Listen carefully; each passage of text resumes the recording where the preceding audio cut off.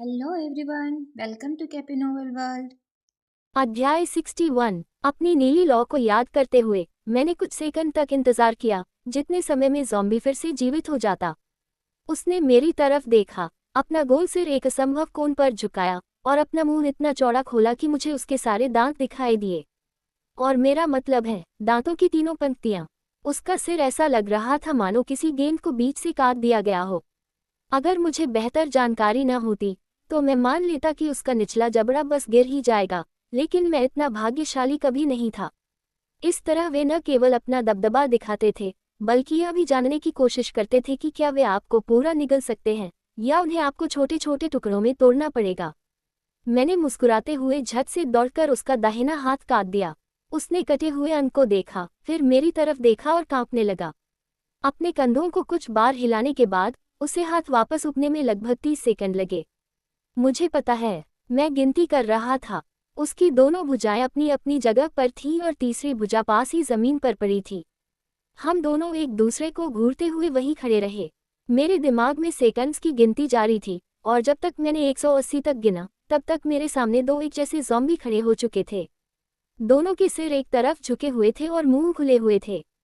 मैंने एक पल के लिए अपनी आंखें बंद कर लीं, ये सोचते हुए कि मेरे गुस्से ने मुझे किस मुसीबत में डाल दिया है, और फिर पहले ज़ॉम्बी की बाईं भुजा काट दी।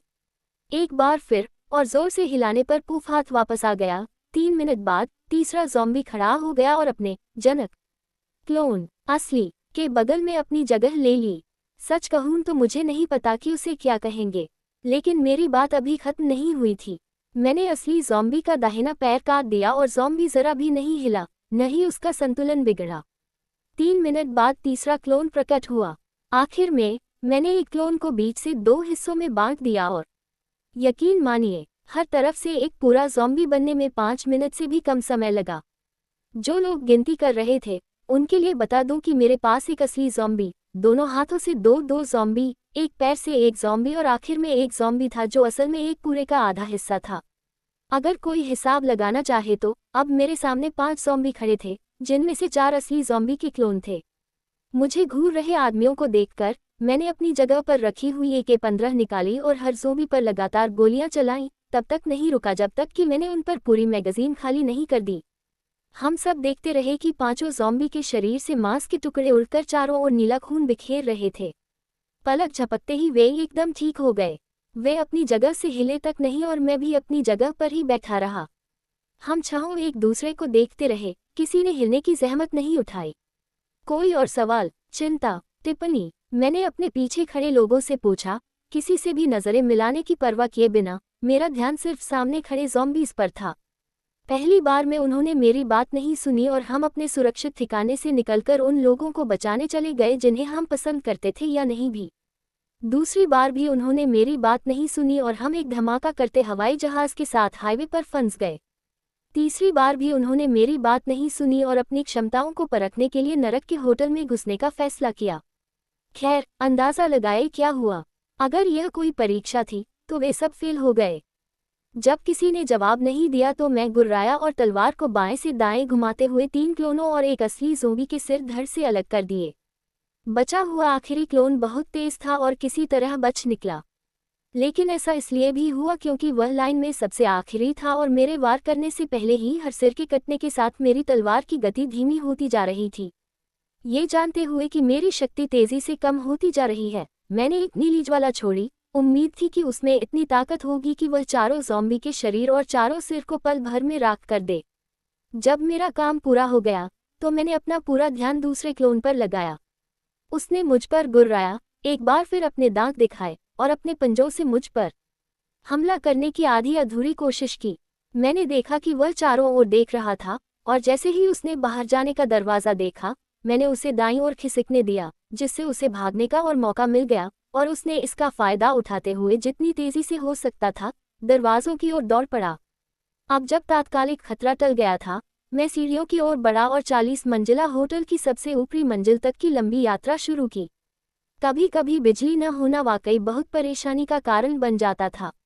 मैंने सीढ़ियों का दरवाज़ा खुलते सुना और कदमों की आहट से मुझे पता चला कि वांग चाओ और बाकी लोग मेरे पीछे आ रहे हैं। अगर उन्हें कोई चोट आई हो या किसी का नुकसान हुआ हो तो मुझे नहीं पता था, और सच कहूँ तो मुझे परवाह भी नहीं थी। मोटे तौर पर वे मेरे ही थे, लेकिन उन्होंने मेरी बात नहीं मानी और यही नतीजा निकला। इसके सारे परिणाम उन्हीं के सिर पर होंगे। तुमने उसे नहीं मारा, एक ऐसी आवाज ने कहा जिसे मैं आज से सुनकर थोड़ा ऊब गया था। मुझे लगता है कि आपको इस पर एक नज़र डालनी चाहिए।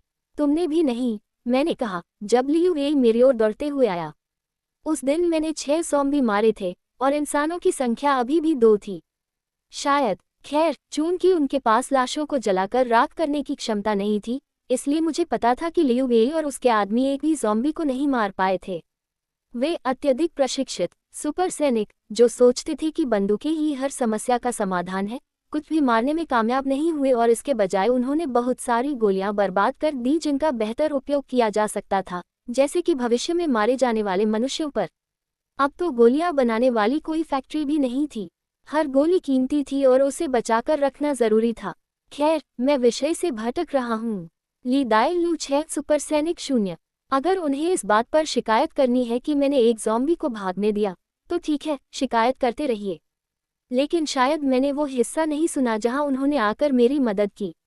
अरे नहीं, उन्होंने तो की ही नहीं। आज के लिए पर्याप्त व्यायाम हो जाने का निश्चय करके मैंने एक मंजिल चुनी और कमरों वाले गलियारे में चल पड़ा। बिजली न होने के कारण मुझे रात को आराम करने के लिए जगह न मिलने की चिंता नहीं करनी पड़ी। गलियारे के एक कमरे से एक सिर बाहर निकला और मैंने अपनी बंदूक उठा ली, ये देखे बिना कि वह आदमी है या औरत। सच कहूं तो इस समय मुझे इस बात की भी परवाह नहीं थी कि वह ज़ॉम्बी है या नहीं।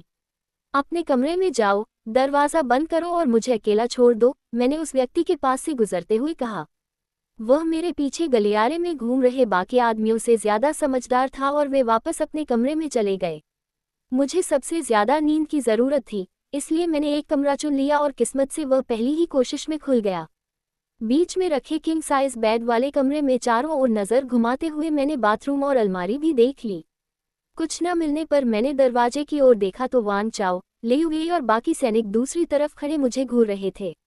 मैं दरवाजे के पास गया और देखा कि लियू वेई ने अपना मुंह खोला। इससे पहले कि वह कुछ बोल पाता, मैंने उसके चेहरे पर दरवाजा पटक दिया और कुंडी लगा दी, जिससे दुनिया से मेरा संपर्क पूरी तरह बंद हो गया। हैंडल के मेरे हिस्से में एक घूमने वाला ताला मिला, मैंने उसे भी लगा दिया, ताकि वे लोग हॉल के अपने हिस्से में ही रहे और मेरे कमरे में न आए। बिस्तर और बाथरूम के बीच देखते हुए मैं पहले बाथरूम में गया और पानी चालू कर दिया। शावर के नीचे हाथ रखते ही मुझे बर्फीली फुहार का सामना करना पड़ा। धिक्कार है, मुझे पता था कि मेरी नीली लौ बहुत कमज़ोर हो चुकी है और मेरी गुलाबी लौ पानी को जल्दी गर्म करने में सक्षम नहीं है, इसलिए अभी शावर लेना मेरे लिए संभव नहीं था। मैं बिस्तर पर गया और कपड़े बदलने की जहमत भी नहीं उठाई, चादर ओढ़कर अंदर घुस गया और सिर तकिए पर रखते ही सो गया। बिजली नहीं थी तो लिफ्ट भी नहीं चल रही थी, दरवाजों पर इलेक्ट्रॉनिक ताले भी नहीं लग रहे थे और गर्म पानी भी नहीं आ रहा था। मेरी तो किस्मत ही खराब है। हालांकि दुनिया के अंत के पहले दिन के हिसाब से देखा जाए तो सब कुछ उतना बुरा नहीं रहा, लेकिन कल एक नया दिन था और मुझे लड़कों से और शायद लियू वेई के परिवार और उसकी मंगेतर से भी निपटना था। लेकिन अगर मुझे यहाँ से जिंदा निकलकर अपने स्वर्ग में वापस जाना था, तो ये सब ऐसे ही नहीं चल सकता था।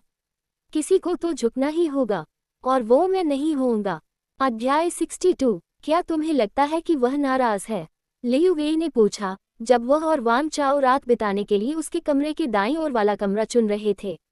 हालांकि वे 2 बड़े बड़े बिस्तरों से बहुत खुश नहीं थे, लेकिन कम से कम आपात स्थिति में ली दायलू के पास तो थे। मुझे लगता है कि उसे इतना गुस्सा आना कहना भी कम होगा। उसने हमें चुप कराने के लिए 4 ज़ॉम्बी बनाए और फिर बिना किसी मदद के हमारे सामने ही उनमें से 4 को मार डाला। ये उन 2 ज़ॉम्बी के अलावा हैं जिन्हें उसने हमारे यहाँ आने पर मारा था। कुल मिलाकर उसने 7 ज़ॉम्बी से अकेले मुकाबला किया, वान चाओ ने बाथरूम जाते हुए कहा। ठंड देखकर उसने अपने कपड़े उतार दिए और नहाने चला गया, ताकि दिन भर की गंदगी साफ कर सके। ये दिन मानो कभी खत्म ही नहीं हुआ। 24 घंटों में जो कुछ हुआ उस पर विश्वास करना मुश्किल था, और सच कहूं तो वे वाकई में उतनी ही परेशानी का सबब बने जितना उसने कहा था। वह यहाँ नहीं रहना चाहती थी, लेकिन वे उसे अपने झमेले में घसीट लाए, और फिर लियू वेई और उसके आदमियों ने उसकी बात अनसुनी कर दी ताकि वे खुद सब कुछ देख सकें। और उनमें से कोई भी होटल की लॉबी में मौजूद ज़ॉम्बीज़ से लड़ने में सक्षम नहीं था। उसने कोशिश की, भगवान जाने उसने कितनी कोशिश की। आंखें बंद करके उसने पानी को अपने ऊपर बहने दिया, मानो अपनी असफलता के पापों को बाकी गंदगी के साथ नाली में बहा रहा हो। वह भी लियू वेई जितना ही दोषी था। सच में वह उसके मन की बात देख सकता था और फिर भी उसे पूरी तरह समझ नहीं आ रहा था कि जब वही ईएमपी विस्फोट होगा तो क्या होगा। उसे उन सपनों के बारे में सोचकर कपकपी छूट गई जिनमें वह उस ईएमपी इलेक्ट्रॉनिक पावर पंप के लिए तैयार नहीं था, और उसके परिणामों के बारे में सोचकर भी। नल बंद करके उसने जल्दी से खुद को सुखाया और कमर पर तौलिया लपेट लिया। बाथरूम से बाहर निकलते हुए वह लियू वेई के पास से गुजरा, जो सोने से पहले नहाना चाहता था, और दरवाजे के सबसे पास वाले बिस्तर पर चला गया। यह महज एक संयोग था कि वह बिस्तर भी उसी दीवार से लगा हुआ था जहां ली दाएलू का बिस्तर था। कम से कम उसे इस दूरी से भी उसके मन की बात जानने का सुकून तो था। लेकिन शायद यही समस्या थी। उसने सोचा था कि अपनी शक्तियों का इस्तेमाल करना सांस लेने जितना आसान होगा। ली दाएलू ने तो ऐसा ही दिखाया था, लेकिन उसे ये भी याद था कि उसने कहा था कि शक्तियां मांसपेशियों की तरह होती हैं, और जिस मांसपेशी का पहले कभी इस्तेमाल न हुआ हो, उससे ताकत की उम्मीद नहीं की जा सकती। उसने लिफ्ट के दरवाजों को वैसे ही पकड़ने की कोशिश की जैसे वह लड़ते समय अपने मन में कल्पना करती थी, लेकिन वह उन्हें सिर्फ हिलाने में ही कामयाब रहा। दीवारों में लगी धातु के साथ भी यही हाल था। उसने पुकारा, लेकिन लाख कोशिश करने के बावजूद वह कुछ नहीं कर सका। अगर उसे जीवित रहना था तो उसे मजबूत होना ही था। अगर उसे ली दाएलू की रक्षा करनी थी तो उसे मजबूत होना ही था। खुद किसी की रक्षा किए जाने का यह अनोखा एहसास उसे महसूस हो रहा था, लेकिन वह समझ सकता था कि इसकी उसे कितनी कीमत चुकानी पड़ रही है। वह उसके मन में उनके बारे में उठ रहे संदेहों को सुन सकता था। कपड़े पहनने की जहमत न उठाते हुए उसने अपनी आंखें बंद कर ली और अपने चारों ओर मौजूद धातु के एहसास के बारे में सोचने लगा। वह इसके छोटे छोटे टुकड़ों को हिला डुला सकता था, जैसे पेपर क्लिप, स्टेपल, कीलें। लेकिन बड़े टुकड़े, जैसे बीम और दरवाजे, उन्हें वह हिला नहीं सकता था। अभी तक वह छोटी शुरुआत करेगा और धीरे धीरे आगे बढ़ेगा।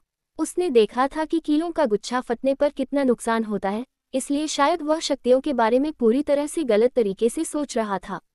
उसे छोटी चीजों को नियंत्रित करना और धीरे धीरे बड़ी चीजों तक पहुंचना सीखना होगा, जैसे 2 पाउंड के वजन से शुरू करके 150 पाउंड तक पहुंचना।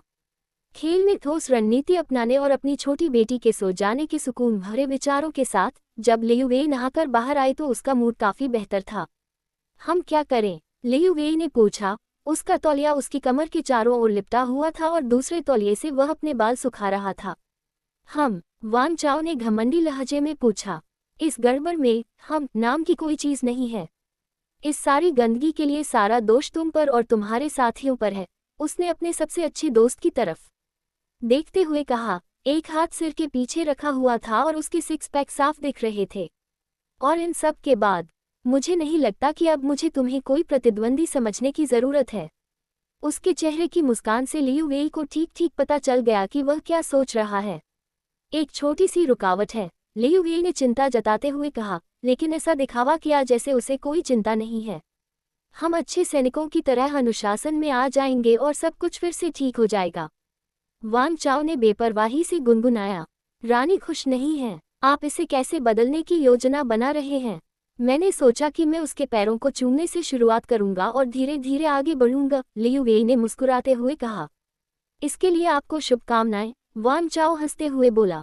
वह तुम्हारे पैर चूमने देने के बजाय तुम्हारे सिर पर लात मारना ज्यादा पसंद करेगी। लियू वेई ने कंधे उचकाए और कपड़े पहनने की परवाह किए बिना अपने बिस्तर पर लेट गया। उसके कपड़े गंदे थे और उसका सारा सामान ली दाएलू के कमरे में था। वह अपने पुराने कपड़े कल पहनेगा, उससे पहले नहीं। सूरज की आखिरी किरणें डूबते ही और कमरा अंधेरे में डूबते ही उसने कहा, मैं लंबी योजना बना रहा हूँ। मैं उसकी माफी का इंतजार कर सकता हूँ। मुझे लगता है कि आपको इस पर एक नज़र डालनी चाहिए। तुम्हारी योजना में एक गड़बड़ है, वेई, वान चाओ ने बिना हिले डुले और कमरे की छत से अपनी निगाहें हटाए बिना कहा। तुम अकेले नहीं हो जो लंबी रणनीति अपना रहे हो, और मैं हारने का इरादा नहीं रखता। लियू वेई ने सहमति में हल्की सी आवाज निकाली और अपनी आंखें बंद कर लीं। यह एक और चिंता कल के लिए थी। चुनौती भेजे जाने और स्वीकार किए जाने के बाद पुरुषों ने चैन की नींद ली। मैं स्वाभाविक रूप से जाग गया, जो आने वाले दिनों में शायद ही कभी होगा, लेकिन मुझे नींद की जरूरत थी और यहाँ से लियू वेई के घर पहुँचने में 1 घंटे से भी कम समय लगेगा। उम्मीद है मैंने सोचा कि अगर मुझे उससे और उसके परिवार से निपटना है तो मुझे भी जितनी हो सके उतनी नींद की ज़रूरत होगी। मैंने साफ कपड़े पहन लिए क्योंकि सुबह सुबह ठंडे पानी से नहाना नहीं चाहती थी। मैं अपने कमरे में जाकर जब समय मिलेगा वहीं नहा लूंगी, लेकिन यह मेरी प्राथमिकताओं में सबसे नीचे था। इसके लिए मुझे एक सुरक्षित जगह की ज़रूरत थी और मैं वहां नहीं थी। लेकिन फिर भी आरवी में गर्म पानी वाला शॉवर तो था ही। शायद मैं उनमें से एक निकाल कर वहीं नहाने का आनंद ले लूं। वैसे भी कल मैंने जो देखा था उसके अनुसार अगर उन्हें अपनी जान बचानी है तो उन्हें काफ़ी प्रशिक्षण लेना पड़ेगा। मैंने अपने कमरे में पानी उबाला और अपने लिए एक बड़ा सा ट्रैवल मग भरकर कॉफ़ी बनाई और लड़कों के तैयार होने तक संगीत और कॉफ़ी का आनंद लेने के लिए अपने कमरे की मेज पर बैठ गई। समझदारी दिखाते हुए मैंने अपना मोबाइल फ़ोन रात भर अपने कमरे में ही चार्ज कर दिया था, जिससे उसकी बैटरी पूरी तरह चार्ज हो गई, जो गेम और संगीत के लिए एकदम सही थी। लगभग 15 मिनट बाद मुझे अपने दरवाजे पर दस्तक सुनाई दी। मैंने भौहें चढ़ाकर कान से ईयब निकालकर दरवाजे के पास जाकर पीपहोल से देखा। अरे बाप रे, दुनिया का अंत हो गया। एक लड़की को कितनी सावधानी बरतनी चाहिए। दरवाजे के दूसरी तरफ खड़े लोगों को देखकर मैंने उन्हें अंदर आने के लिए दरवाजा चौड़ा खोल दिया। लेकिन जब उनके बाकी आदमी भी उनके पीछे पीछे अंदर आ गए तो मुझे हैरानी हुई कि इतने सारे लोग कमरे में कैसे समाएंगे।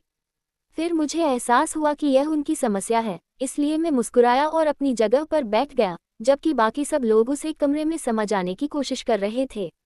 कल कोई मौत या चोट की घटना हुई? मैंने अपनी कॉफ़ी का एक घूंट लेते हुए पूछा। कोई मौत नहीं हुई, लेकिन कुछ लोग घायल हुए हैं। ज्यादातर को नील और हड्डियां टूटी हैं, लियुवेई ने मेरे बिस्तर पर बैठते हुए कहा।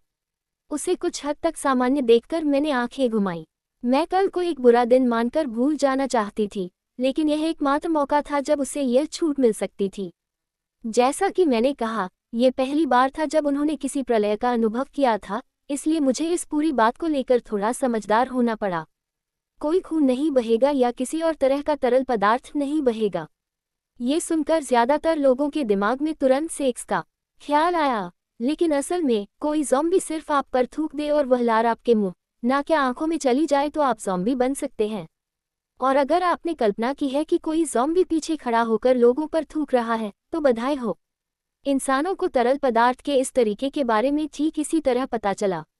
नहीं, हम सब ठीक हैं। लियुवेई ने आगे झुकते हुए पुष्टि की। क्या आपको अच्छी नींद आई? मैंने अपनी भौहें ऊपर उठाते हुए अपनी मुस्कान छिपाने के लिए एक घूंट लिया। नींद तो बुरी नहीं थी, लेकिन मुझे नहीं पता कि तुम्हारे परिवार के साथ सोने के लिए मुझे पर्याप्त नींद मिली या नहीं। मैं हंस पड़ी। कोई बात नहीं, उसने मुझे आश्वस्त करते हुए कहा। तुम मुझे ज़ॉम्बी से बचाओ और मैं तुम्हें अपने परिवार से बचाऊंगा। उस कथन पर विचार करते हुए मुझे लगा कि इस सौदे में मुझे ही फायदा हुआ है। मुझे समझ आने लगा था कि ज़ॉम्बी कंट्री के धनी नागरिकों की तुलना में कहीं कम डरावने थे। अध्याय 63। मुझे लगता है कि कल उन लोगों ने कुछ सबक सीख लिए थे, चाहे वे कितने भी कठिन क्यों न रहे हों। होटल के गलियारों और सीढ़ियों में कुछ लोग हमारा ध्यान खींचने की कोशिश कर रहे थे, लेकिन उन सभी ने उन्हें नज़रअंदाज कर दिया और अपनी राइफलें तैयार मुद्रा में रखे हुए थे। किसी ने बात नहीं की, किसी ने बेवकूफ़ी भरे सवाल नहीं पूछे। सब कुछ शानदार था। और फिर हम लॉबी में पहुंचे और वहां बड़ी संख्या में लोग जमा थे जो स्पष्ट रूप से हमारा इंतजार कर रहे थे। मैं रुक गया और हमारी ओर बढ़ते उस व्यक्ति को घूरने लगा जो स्पष्ट रूप से समूह का मुखिया था। उसने भी उसी बेदाग शैली में कपड़े पहने थे जैसे वान चाओ और लियुवेई पहना करते थे, और उसके आसपास का वातावरण उसके अधिकार से जगमगा रहा था। एक ऐसा शक्तिशाली उपयोगकर्ता जिसे ये पता ही नहीं था कि वह एक शक्तिशाली उपयोगकर्ता है। वान चाओ, उस आदमी ने मुझे पूरी तरह से अनदेखा करते हुए अभिवादन किया। उसका सारा ध्यान मेरे बगल में बैठे वान चाओ पर था। इसमें कोई आश्चर्य नहीं कि वे एक जैसे दिखते थे, वे कल से पहले एक ही समूह में रहे होंगे। झांग हाओ रान, वान चाओ ने सिर हिलाते हुए कहा। मेरी ओर मुड़कर उन्होंने कहा, वह झांग हुई फेन के छोटे भाई हैं। मैंने ये याद करने की बहुत कोशिश की कि यह नाम जाना पहचाना क्यों लग रहा है, और फिर अचानक मुझे याद आया। क्या आपका जीजा जी? मैंने पूछा। मुझे याद न आने के लिए उन्हें माफ़ करना पड़ेगा। अगर बात लियुवेई के घर जाने, सामान लाने या ज़ॉम्बी से लड़ने की न होती, तो मेरा दिमाग सच में इस बारे में सोच भी नहीं रहा था। जब वान चाओ ने सिर हिलाकर मेरी बात का जवाब दिया, तो मैं झांग हाओ रान की तरफ मुड़ी। क्या चाहते हो? मैंने पूछा, क्योंकि मुझे यहाँ से जल्द निकलना था। ब्रंच मेनू में शामिल होना मेरे दिन की शुरुआत नहीं होनी चाहिए थी और हम जितनी देर यहाँ रुकते उतनी ही ज्यादा संभावना बढ़ती जाती। झांग हाओरान ने मेरी तरफ देखा और फिर वान चाओ की तरफ। हमें शहर एक वापस जाना होगा, उसने बिना पूछे ही अपनी इच्छा का संकेत देते हुए कहा। मैंने गुनगुनाया और सिर हिलाया। शुभकामनाएं, मैंने कहा और सामने के दरवाजे की ओर चलने लगी। मुझे अब समझ आने लगा था कि लोग मेरे लिए लाल सागर की तरह रास्ता नहीं छोड़ते, वे वान चाओ के लिए रास्ता छोड़ते हैं, जो अभी भी खड़ा झांग हाओरान को देख रहा था। एक गहरी सांस लेकर मैं वापस मुड़ी और लड़कों के पास चली गई।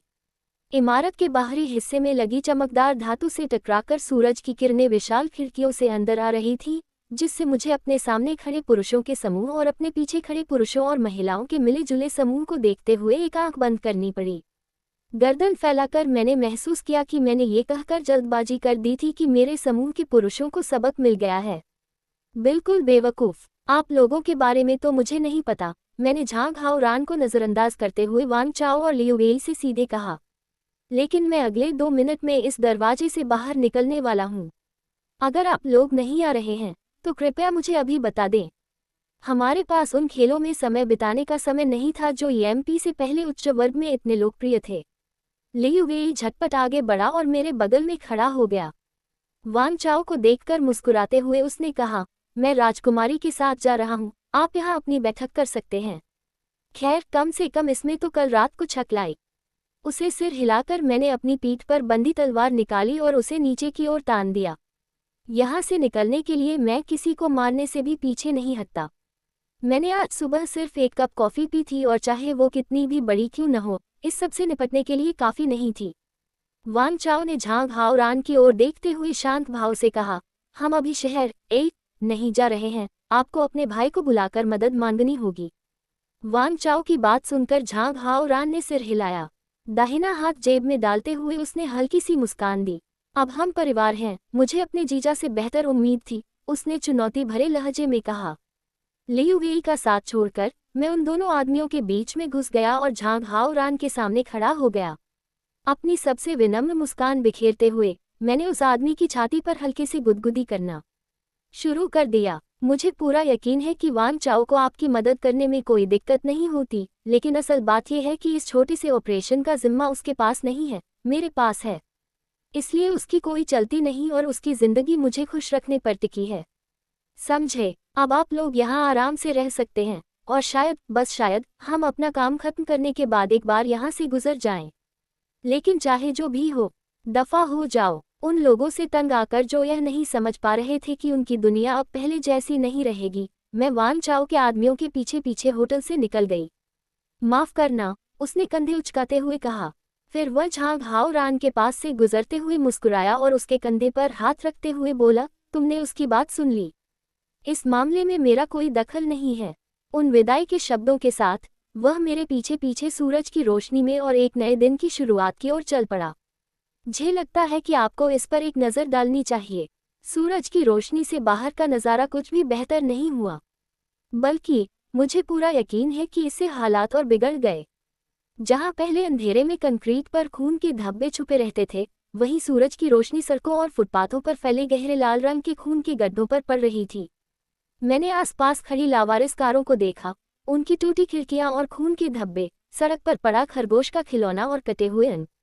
मैंने देखा कि कुछ कारें दुकानों की खिड़कियों से टकरा गईं और उनमें बैठे कुछ लोग अभी भी स्टीयरिंग व्हील पर लटके हुए थे, मानो उन्हें दुनिया की कोई परवाह ही न हो।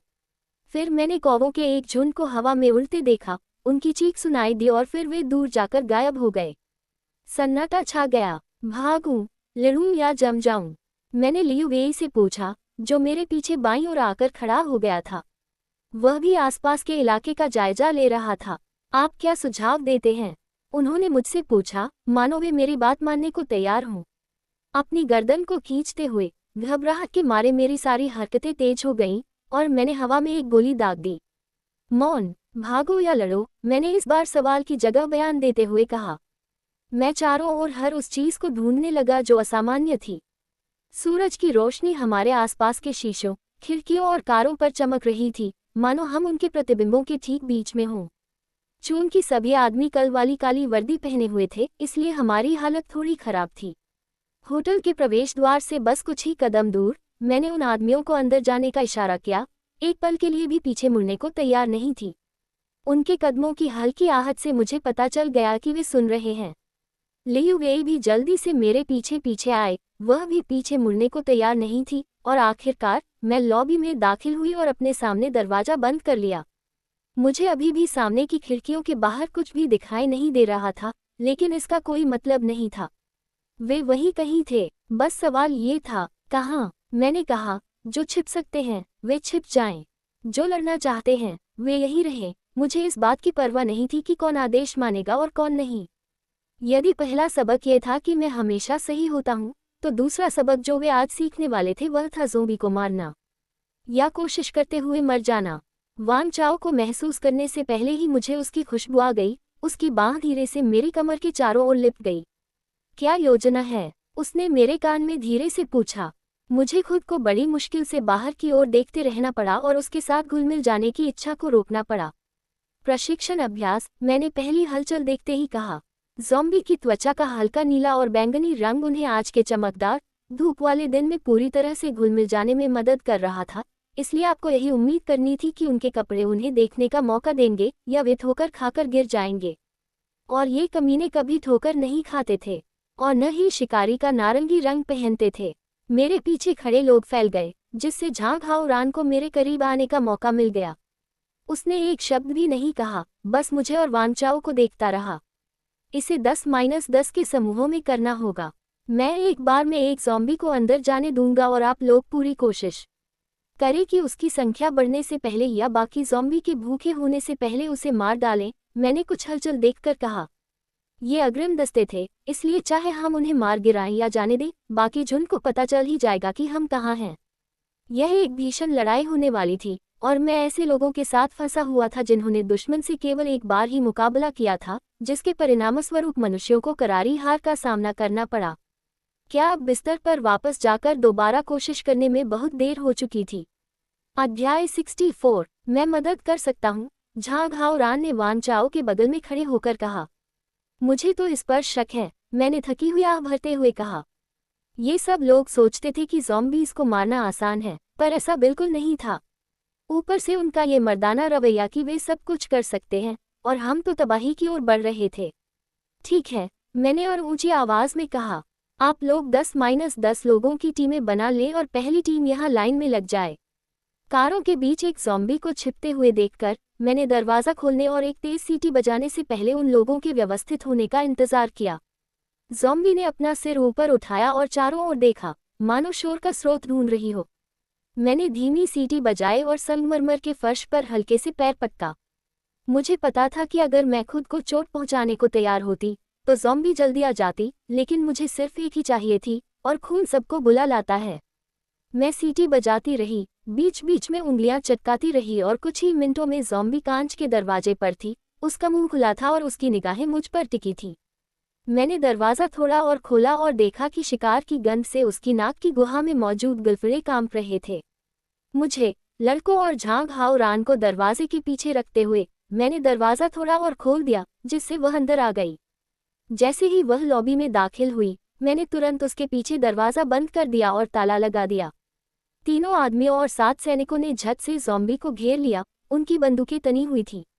मैंने उन्हें पुकारा, बंदूकें नहीं, लड़कों, तलवारें चलाओ। ये देखकर कि झांग हाओरान के पास किसी भी तरह का हथियार नहीं था और वह बेवकूफ़ फिर भी ज़ॉम्बी से लड़ना चाहता था, मैं उसके पास गया और उसे अपनी जगह से एक तलवार पकड़ा दी।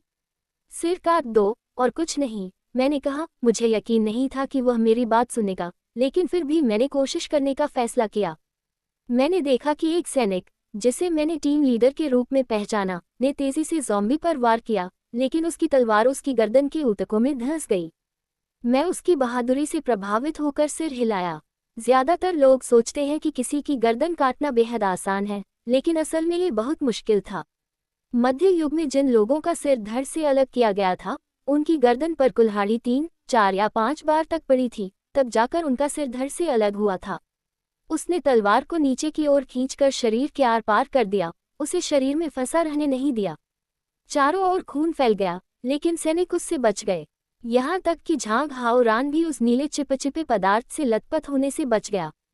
हो सकता है कि वे उतने असहाय न हो जितना मैंने शुरू में सोचा था। फिर झांग हाओरान ने ज़ॉम्बी का हाथ काट दिया और मेरे सारे सकारात्मक विचार हवा हो गए। मैंने तुमसे गर्दन पर निशाना लगाने को कहा था। हाथ के किस हिस्से से तुम्हें लगा कि यह गर्दन है? मैंने चिल्लाते हुए उसकी तरफ देखा। मैं चूक गया, इसमें बड़ी बात क्या है? उसने बीच में खड़े ज़ॉम्बी से नज़रें हटाते हुए व्यंग्यपूर्वक मुझसे कहा। वो, मैंने उसके पीछे इशारा करते हुए कहा, जहां ज़ॉम्बी कांप रहा था और उसका एक और अंग फिर से उड़ गया था। जब दूसरा ज़ॉम्बी खड़ा हुआ और पहले वाले के साथ सटकर खड़ा हो गया, तो उसका चेहरा पीला पड़ गया और मैं मुस्कुराया। और अब तुम्हें दो से निपटना है। दोस्तों, इस अतिरिक्त इनाम के लिए झांग हाओरान को धन्यवाद देना मत भूलना, मैंने व्यंग्य से कहा। मेरे पीछे दरवाजा हिलने की आवाज़ आई, क्योंकि 5 ज़ॉम्बी इमारत के पास आ गए थे और उन्होंने हमें देख लिया था। वे, मैंने चिल्लाकर कहा, और देखा कि ज़ॉम्बी शीशे पर वार करने लगे, कमज़ोर जगहें ढूंढ रहे थे। मुझे नहीं लगता कि तुमने बुलेट प्रूफ शीशा लगवाया होगा, है ना? नहीं, उसने पलटकर चिल्लाते हुए अपनी तलवार से वार किया। उसका वार पहले से बेहतर था, लेकिन फिर भी सिर काटने के लिए काफ़ी नहीं था। हम ऐसा क्यों करेंगे? अगर ज़ॉम्बी आ गए तो? मैंने आंखें घुमाते हुए जवाब दिया। और थोड़ा ऊपर निशाना लगाओ, कंधों के इतने पास नहीं। बाकी 11 समूहों पर ध्यान देते हुए मैं मुस्कुराई। तो मेरी योजना धरी की धरी रह गई। तैयार हो जाओ, मैंने होटल का दरवाज़ा खोलते हुए कहा और बाहर बढ़ी। बेसब्री से बुफे में अपनी बारी का इंतजार कर रहे 5 ज़ॉम्बी को अंदर आने दिया। मैं उन्हें यही रखना पसंद करूंगा और हमारे और बाहरी दुनिया के बीच के कांच को यथासंभव लंबे समय तक बरकरार रखूंगा, बजाय इसके कि वे इसे तोड़ दें और फिर हमारे पास इस बात पर कोई नियंत्रण न हो कि कौन या क्या कब अंदर आया। मुझे लगता है कि आपको इस पर एक नज़र डालनी चाहिए। दूसरी टीमों ने झटपट अपने अपने ज़ॉम्बी को चुना और उन्हें घेरे के बीचों बीच घेर लिया, ताकि उन्हें एक अतिरिक्त ज़ॉम्बी का फ़ायदा न मिल सके।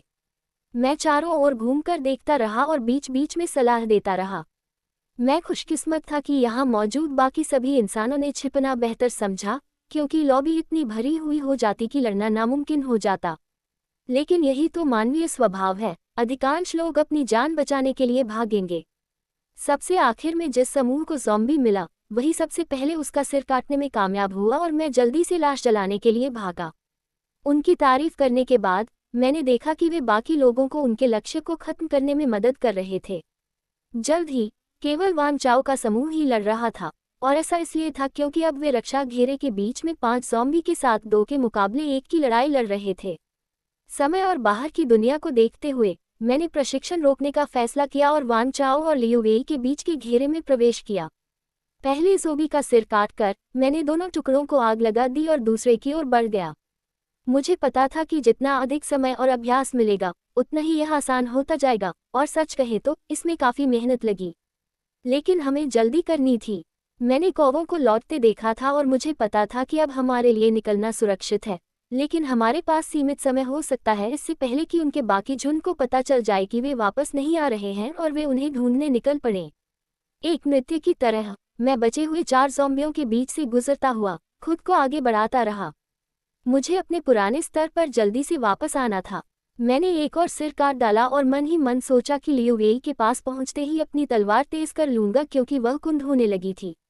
उस लाश को आग लगाकर अब बस बचे हुए 3 का सामना करना था। अचानक मैंने महसूस किया कि लियू वेई ने मेरी बाहें पकड़ ली और मुझे तेजी से पीछे खींच लिया, इससे पहले कि लंबे नाखूनों की बौछार ज़ॉम्बियों पर पड़ती और उन्हें ज़मीन पर जकड़ देती। प्रभावित होकर मैंने वांग चाओ की ओर देखा, जो हाथ फैलाए खड़ा था, मानो किसी ऑर्केस्ट्रा का निर्देशन कर रहा हो। जैसे ही कीलें रुकी और ज़ॉम्बी बेबस हो गए, मैंने चिल्लाकर कहा, अब उनके सिर काट दो। झांग हाओरान समेत सभी लोग तुरंत मेरी बात मानकर तलवारें उठाकर सिर काटने लगे। सब कुछ राख में तब्दील करके मैंने समूह की ओर मुड़कर पूछा, तो हमने क्या सीखा? मैंने अपनी तलवार से नीला खून साफ करते हुए उसे रख दिया। उन ज़ॉम्बीज़ को मारना बहुत मुश्किल है, टीम लीडरों में से एक ने बड़बड़ाते हुए कहा। मुझे बाद में उनके नाम पता करने पड़ेंगे, यह इस बात पर निर्भर करेगा कि कौन जिंदा बचा या नहीं। वाह, देखो तो सही, बूढ़े को भी नई चालें सिखाई जा सकती हैं। बहुत बढ़िया, मैंने प्रशंसा की। अब चलिए चलते हैं, क्या कहते हैं? हमने काफ़ी समय बर्बाद कर दिया। वे लोग कतार बनाकर खड़े हो गए और मेरे द्वारा दरवाजा खोलने और दोपहर की धूप में फिर से बाहर निकलने का इंतजार करने लगे। दूसरा प्रयास, मैंने धीरे से बुदबुदाया, मैं पहले से ही थका हुआ था और मुझे कॉफी की जरूरत थी। चूंकि वांग चाओ और लियू वेई इलाके को बेहतर जानते थे, इसलिए मैंने उनके होटल से निकलने और आगे चलने का इंतजार किया। वे जल्दी ही बाकी समूह में शामिल हो गए और हम लगातार आसपास के इलाके का जायजा लेते हुए पूरब की ओर बढ़ने लगे। हम खुशकिस्मत थे कि बाकी लोगों को पता चले बिना होटल से निकले, लेकिन बुरी खबर ये थी कि झांग हाओरान भी हमारे साथ आ रहा था। मैंने उसे बाकी आदमियों के साथ घुलते मिलते देखकर अपनी आंखें घुमाईं, लेकिन उसका बिजनेस सूट देखकर साफ पता चल गया कि वह हम में से नहीं था। मैंने हेड्स को आवाज दी और उसे अपने कंधों पर बिठा लिया, इस बात की परवाह किए बिना कि संतुलन बनाए रखने के लिए उसके पंजे जमीन में गड़ रहे थे। ज़ॉम्बीज़ के आने का सबसे अच्छा पूर्व संकेत वही होगा, और मुझे हर संभव मदद की जरूरत थी। एक और कप कॉफी निकालकर मैंने उसे धीरे धीरे पिया, जबकि मेरे आसपास के लोग सावधानी से आगे बढ़ रहे थे। मैं उनके एकाग्रता और दृढ़ संकल्प की प्रशंसा करता था, लेकिन मुझे पता था कि यह ज्यादा देर तक नहीं टिकेगा। इतनी चिंता को लंबे समय तक बनाए रखना असंभव है, अंततः व्यक्ति थककर चूर हो जाता है। लेकिन मैं उन्हें ये बताने वाला नहीं था। उन्हें ये सबक कठिन तरीके से सीखना पड़ सकता है। मुझे भी सीखना पड़ा था।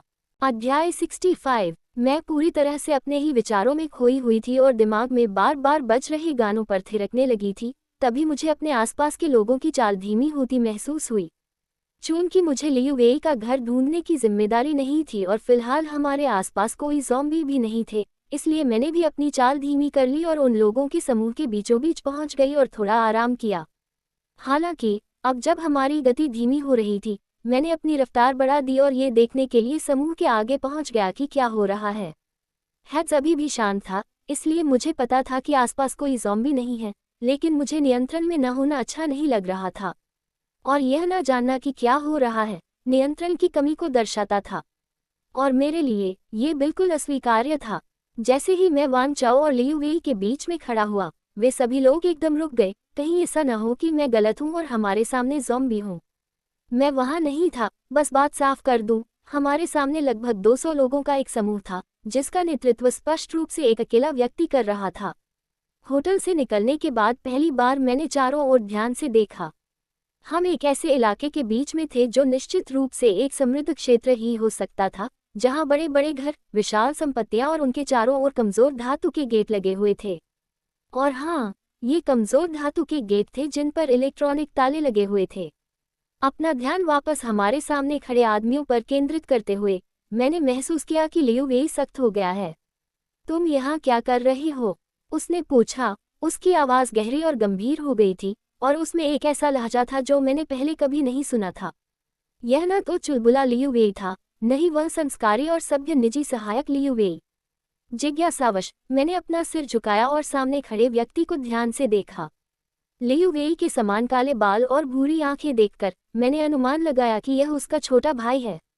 उसका चेहरा देखने के लिए मैंने अपना सिर जितना हो सके पीछे की ओर घुमाया और फिर अपना विचार बदल दिया। एक बहुत बड़ा छोटा भाई। गश्ती कर्कश स्वर में जवाब आया। हाँ, जरूर रिश्तेदार होगा, वह भी बाकी दोनों की तरह एक एक शब्द में ही गुर्राता है। मैंने आंखें घुमाई और मन किया कि वापस अपना संगीत सुनूं और शायद एक और कॉफी पी लूं। तभी मुझे महसूस हुआ कि हेड्स ने अपने पंजे मुझ में गड़ा दिए और मेरे कंधे से उठ खड़ा हुआ। वह मेरी दाहिनी ओर बढ़ने लगा और फुफकारने लगा। धत्तेरे की, मैंने मन ही मन बड़बड़ाया और उन दोनों लड़कों की तरफ देखा। क्या तुम दोनों दोस्त हो या हम इन्हें मरने के लिए छोड़ रहे हैं? मैंने उस व्यक्ति की ओर इशारा करते हुए पूछा जिसे मैं छोटा भाई समझ रहा था। भाई, लियू वी ने उस दबंग अंदाज में कहा, जैसा कि मुझे यकीन था कि वह किसी माफिया सरगना के रूप में रहा होगा। बदकिस्मती से अगर हम या तो लड़ने की तैयारी नहीं करते या यहाँ से नहीं निकलते, तो वह बलि का बकरा बन जाता।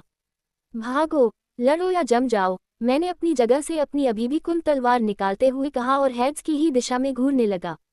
जानकारी देने के लिए धन्यवाद, मैंने उसकी ठुड्डी के नीचे खरोंच मारते हुए कहा और उसे वापस अपनी जगह पर भेज दिया। लियू वेई ने झट से अपनी नज़र अपने भाई से हटाकर वापस मेरी ओर कर ली। आप क्या सुझाव देते हैं? मैंने अपने आसपास के लोगों को देखा और तुरंत एक अनुमान लगाया।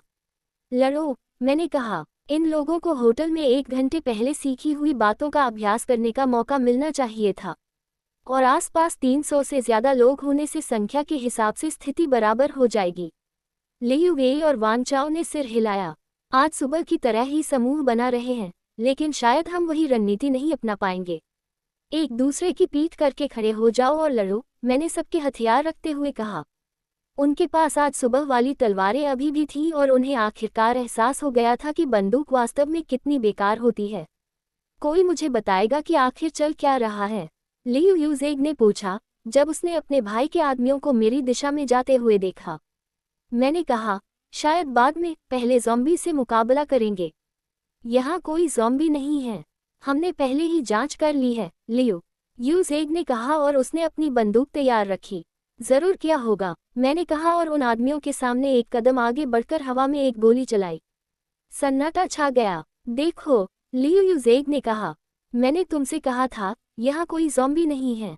वान चाओ, मैंने ये देखने के लिए पुकारा कि क्या वह मुझे समझ पाया है। न पक्षी, न जानवर। एक गोली चलने के बाद सन्नाटा छा गया। वे शिकार करने आए हैं, उन्होंने जवाब दिया। इस तरह उन्होंने स्थिति का सटीक वर्णन कर दिया। खुशी से सिर हिलाते हुए मैंने वहीं से बात आगे बढ़ाई जहां उसने छोड़ा था। वे लियू यूजेग और उसके आदमियों का पीछा कर रहे हैं। क्यों? उनके खतरे के स्तर को देखने और ये देखने के लिए कि क्या वे उन्हें आसानी से खत्म कर सकते हैं, लियू वेई ने कहा और मेरे बाईं ओर आकर खड़े हो गए। मुझे लगता है कि आपको इस पर एक नज़र डालनी चाहिए। एक बार फिर खुशी से सिर हिलाते हुए मैंने उनकी सोच को और विस्तार से समझाया, और ये देखने के लिए कि क्या वे उन्हें और शिकार तक ले जा सकते हैं। तो इससे हमें क्या पता चलता है? यूजेग का दल अकेले उन सभी को खिलाने के लिए पर्याप्त नहीं था, इसलिए हमला करने की कोई आवश्यकता नहीं थी। अगर वे अभी हम पर हमला करते हैं तो उन्हें पूरा भरोसा है कि वे अपने सभी साथियों को भोजन उपलब्ध करा सकेंगे, वान चाओ ने मेरे दाहिनी ओर आकर कहा।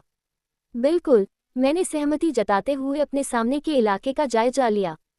हवा में एक अजीब सी खामोशी छाई हुई थी, जो हमले से ठीक पहले ही होती है। लियू यूजेग अपने भाई के बगल में चलने लगा और मेरी तरफ देखने लगा। तुम कौन हो? उसने अपनी बंदूक एक तरफ रखते हुए और अपनी बाहों के बराबर लंबाई के 2 ब्लेड निकालते हुए पूछा। तुम्हारा रक्षक, मैंने मुस्कुराते हुए कहा, सामने के इलाके की ओर इशारा करते हुए। सड़क पर रुकी हुई कारों के बीच से, उनके ऊपर से और उनके बीच से रास्ता बनाते हुए ज़ॉम्बी का एक बड़ा झुंड आ रहा था, लेकिन वह देखने में केवल 10वीं श्रेणी का सबसे कमज़ोर ज़ॉम्बी लग रहा था। लेकिन फिर भी कमज़ोर एक सापेक्ष शब्द था। कक्षा 10 का झुंड, मैंने अपने पीछे खड़े लोगों से कहा, ताकि वे समझ सके कि वे क्या देख रहे हैं। ये पहली बार होगा जब आप उनका सामना बाहर करेंगे। आपके लिए अपनी शक्तियों का उपयोग करना आसान होगा। याद रखें, निशाना दूर रखें और अपने दोस्तों को न मारें। मैंने अपनी भुजाएं उठाईं और अपनी नीली ज्वाला छोड़ी। ये हमारे सिर के ऊपर उठी, आग के छोटे छोटे गोलों में बिखर गई और गर्मियों की रात में सजावटी रोशनी की तरह वही लटकी रही। मैं कटे हुए सिर वाले ज़ॉम्बियों पर नज़र तो नहीं रख पाऊंगा, लेकिन मैं अपनी ज्वाला को उन्हें अपने आप जलाने के लिए छोड़ सकता था। यह एक नई तरकीब थी जिसे मैं आजमा रहा था, लेकिन मेरे पास ज़्यादा विकल्प नहीं था। हमें उन्हें जलाना ज़रूरी था ताकि वे मर जाएं और मैं अकेला था जबकि वे सैकड़ों थे। मैंने अपनी गर्दन झुकाकर लियू यूजेग की ओर मुड़ते हुए कहा, उनके सिर काट दो, गोलियों का कोई असर नहीं होगा, और उनके सिर के अलावा शरीर का कोई और हिस्सा मत काटो। मैंने इतनी संक्षिप्त भाषा में कहा कि उम्मीद थी कि वह समझ जाएगा, लेकिन अगर वह लियू वेई का रिश्तेदार था तो शायद उसे सही बात समझने में कुछ प्रयास लग जाते। उसकी प्रतिक्रिया देखे बिना मैं ज़ॉम्बी के झुंड की ओर दौड़ पड़ा, अपना बायां हाथ आगे बढ़ाते हुए और अपनी बर्फ की शक्ति का आह्वान करते हुए। मुझे इसका एक बार और अभ्यास करना था। इससे पहले मैंने इसका इस्तेमाल केवल तब किया था जब मैं आपा खो बैठा था और अपने बेडरूम को जमा दिया था, और इस स्थिति में यह फायदेमंद नहीं होता। ज़ॉम्बी के विशाल बर्फ के टुकड़ों में बदलने के बारे में सोचते हुए मैंने अपने सबसे नज़दीकी 2 ज़ॉम्बी को जमा दिया। दुर्भाग्यवश बर्फ कमजोर थी और कुछ ही सेकंड में वे अपने कैप्सूल से बाहर निकलने में कामयाब हो गए। धत तेरे की, वे लगभग मेरे ऊपर आ ही गए थे कि मैंने अपनी तलवार घुमाए और उनके सिर काट दिए। नीले प्रकाश के गोलों में से एक तेजी से नीचे आया और टुकड़ों को आग लगा दी, फिर आकाश में अपनी जगह पर लौट गया। कम से कम वह तरकीब तो काम कर गई। मैंने कोशिश की कि वे मेरे पास पहुंचने से पहले ही ज़्यादा से ज़्यादा ज़ॉम्बीज़ को मार गिराएं, और मैंने अपनी गुलाबी ज्वाला से उन्हें भी जला दिया। ये कारगर रहा, बस थोड़ा ज्यादा समय लगा, लेकिन इतना भी नहीं कि वे फिर से पैदा हो सके। शुक्र है कि नवंबर का महीना था और मौसम ज्यादा गर्म नहीं था, इसलिए मैं बर्फ का इस्तेमाल ज्यादा अच्छे से कर पाया। लेकिन फिर भी बर्फ से मेरी क्षमता सीमित थी। जैसे जैसे अधिक से अधिक ज़ॉम्बी मुझे पार करने में कामयाब होते गए, मुझे अपने पीछे से लड़ाई की और भी आवाज़ें सुनाई देने लगीं। मेरे पास अपने लड़कों का हालचाल जानने का कोई जरिया नहीं था, हालांकि मेरी इससे ज्यादा इच्छा और कुछ करने की नहीं थी। मैंने अपने पास आ रहे ज़ॉम्बियों पर हमला जारी रखा और अपनी तलवार, बर्फ और आग की मदद से उनमें से काफी को मार गिराया। लेकिन बदकिस्मती से वे आते ही रहे। अगर हम यही सिलसिला जारी रखते तो हम भारी संख्या में लोगों के सामने बेबस हो जाते। हमें पीछे हटने के लिए एक सुरक्षित जगह की जरूरत थी। लियू वेई, मैं चिल्लाया, अभी भी उस ज़ॉम्बी से लड़ रहा था जो मेरा सिर काटने की कोशिश कर रहा था। हमें एक सुरक्षित जगह चाहिए। आदमियों को बुलाओ और निकलो। मैंने उसकी गुर्राहट सुनी और इससे पहले कि वह मेरा सिर काट पाता, मैंने झट से उस ज़ॉम्बी का सिर काट दिया। मैंने एक पल के लिए रुककर अपनी सारी ताकत और शक्ति इकट्ठा की।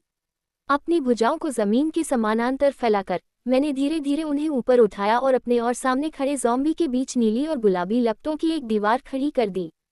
तीन तरफ से हमें घेरने वाली एक ठोस दीवार की कल्पना करते हुए मैंने अपनी ज्वालाओं को इस तरह से बुनना शुरू किया कि वह इतनी ठोस हो जाए कि ज़ॉम्बी उसे पार न कर सके। जाओ, मैं चिल्लाया, दीवार में और अधिक शक्ति लगाते हुए। मुझे महसूस हो रहा था कि दूसरी तरफ ज़ॉम्बी आग की लपटों पर झपट रहे थे। उन्हें इस बात की परवाह नहीं थी कि आग की लपट उन्हें नुकसान पहुंचा रही है। वे जानते थे कि उनका शिकार कमजोर, असहाय और ठीक उनके सामने था। मेरी स्टोरी सुनने के लिए आप सभी का धन्यवाद। अगर मेरी स्टोरी पसंद आती है तो मेरे चैनल को सब्सक्राइब करें।